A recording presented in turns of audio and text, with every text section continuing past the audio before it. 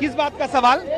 सरकार सब मैच करवा रही है, सरकार से सवाल पूछिए कि क्यों करवा रही है।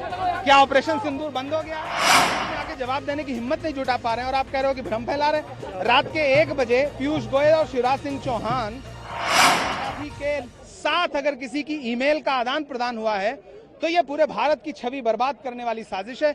मुझे लगता है अब तक नरेंद्र मोदी जी को अपने उन मंत्रियों से खोले हैं, इस देश का किसान बर्बाद होगा, इस देश का व्यापारी बर्बाद होगा। ये पूरी तरह से भारत को बेचने की साजिश है। इस सरकार ने अमेरिका के हाथों भारत को बेचने की साजिश की।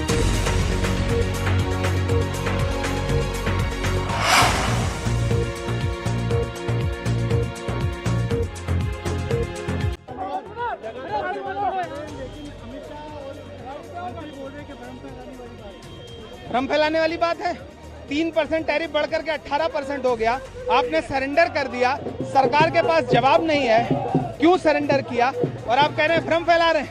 प्रधानमंत्री देश की लोकसभा में आके जवाब देने की हिम्मत नहीं जुटा पा रहे हैं और आप कह रहे हो कि भ्रम फैला रहे हैं। रात के 1 बजे पीयूष गोयल और शिवराज सिंह चौहान वीडियो बना के पोस्ट कर रहे हैं। आपने जो दरवाजे अमेरिका के लिए खोले हैं, इस देश का किसान बर्बाद होगा, इस देश का व्यापारी बर्बाद होगा। ये पूरी तरह से भारत को बेचने की साजिश है। इस सरकार ने अमेरिका के हाथों भारत को बेचने की साजिश की।